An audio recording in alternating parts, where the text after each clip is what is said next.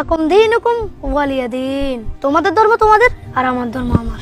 আমি আরো তোদের জন্য সন্দেশ প্রসাদ রাখছিলাম, আর তোরাও তোদের পূজায় আমাদের প্রতিপালক আল্লাহর সাথে শিরিক করিস, এই জন্য তোদের পূজায় আমাদের যাওয়া নিষেধ। তার মানে কি তোরা আমাদের ধর্মকে হিংসা করিস? নাহিদ, আব্দুর রহমান, দা কি রে, পূজার বন্ধ তো দিল। আজকে সন্ধ্যা থেকে আমাদের পূজার অনুষ্ঠান শুরু হবে, অনেক মজা করব। কিন্তু স্কুল বন্ধ হলে তো তোদের দেখা পাবো না, তাই মনটা খারাপ রে। আরে প্রদীপ, মন খারাপের কি আছে? মাত্র কয়টা দিনে তো। হ্যাঁ, নাহিদ তো ঠিকই বলছে, এক সপ্তাহ পরে তো আবার দেখা হবে। আচ্ছা, একটা কাজ করলে কেমন হয়? পূজাতে তোদের দাওয়াত রইলো, তোরা আমাদের বাড়িতে চলে আসিস, তোদেরকে নিয়ে অনেক মজা করব। আচ্ছা, তাই হবে, আমরাও যাবো তোদের পুজোতে। কি বলিস নাহিদ? আমি যেতে পারি কিনা শিউর না রে, আমার বড় ভাই মনে হয় না যেতে দিবে। আরে দিবে না কেন? তোরা তো পূজা করবি না, শুধু দেখবি। আরে দিবে দিবে, না দিলে তুই চুরি করে চলে আসিস, আমি রাস্তার মোড়ে তোর জন্য অপেক্ষা করব। আচ্ছা ঠিক আছে, তুই আমার জন্য অপেক্ষা করিস, আমি সহমত চলে আসবো। ওকে। নাহিদ, এত তাড়াহুড়ো করে কোথায় যাও?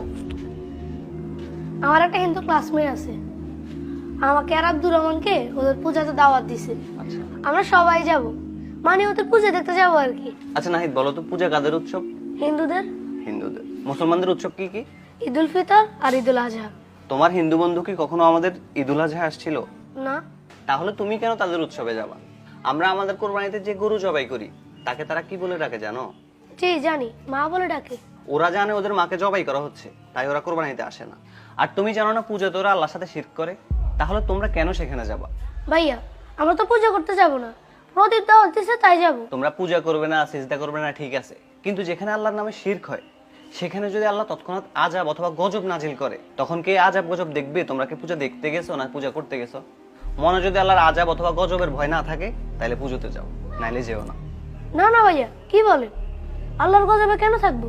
আল্লাহর গজব কিভাবে সহ্য করবো? এবং সেখানে কিন্তু গান বাজনা হবে, যেটা ইসলামে কঠোরভাবে নিষেধ। আল্লাহকে ভয় করো, মনে রাখবা আল্লাহর সামনে কিন্তু একদিন আমাদের সবাইকে উপস্থিত হতে হবে। তখন কি জবাব দিবা? আল্লাহ যদি বলে আমার নামে এখানে শিরিক হচ্ছিল, তুমি এখানে কেন গেছো, তখন কি বলবা বলো তো? আচ্ছা ঠিক আছে ভাইয়া, আমি যাব না। আচ্ছা ঠিক আছে, যাও ঘরে যাও। আচ্ছা। নাহিদ, এই নাহিদ, তুই বেটা কালকে আমার সাথে এমনটা না করলেও পারতিস। তুই আমাকে এতক্ষণ পর্যন্ত দাঁড় করায় রাখছস, আমি সন্ধ্যা পর্যন্ত তোর জন্য অপেক্ষা করছি। দোস্ত, আমার ভাই আমারে বুঝায় বলছে মুসলমানরা কেন পূজা যাওয়া নিষেধ। নিষেধ? কিন্তু কেন নিষেধ বলতো? তাইলে শুন। নাহিদ, আব্দুর রহমান, দাঁড়া। কি রে, তোরকে এত করে বললাম পূজা আসতে, তোরা আসলি না কেন? প্রদীপ, সরি রে, আমাদের নিষেধ ছিল। কিসের নিষেধ? কে নিষেধ করছে? আমি আরো তোদের জন্য সন্দেশ, বিভিন্ন রকমের ফল প্রসাদ রাখছিলাম, তোরা আসবি মজা করব, কিন্তু তোরা আসলি না। এটা হইলো? তা বল, কে মানা করছে আসতে না? আমাদের ধর্মে নিষেধ আছে রে। আমরা যেমন কোরবানি দিয়ে তোদের ধর্মের গুরুত্বপূর্ণ একটা পশুকে জবাই করি, এই জন্য তোরা আমাদের উৎসবে আসিস না। আর তোরাও তোদের পূজায় আমাদের প্রতিপালক আল্লাহর সাথে শিরিক করিস, এই জন্য তোদের পূজায় আমাদের যাওয়া নিষেধ। শিরিক? শিরিক আবার কি? আল্লাহর সাথে কাউকে মিলানোই হচ্ছে শিরিক। যেমন আল্লাহ ছাড়া অন্য কারো নিকট দোয়া করা, অন্য কারো নামে কোরবানি করা, মানত করা, এগুলোই শিরিক।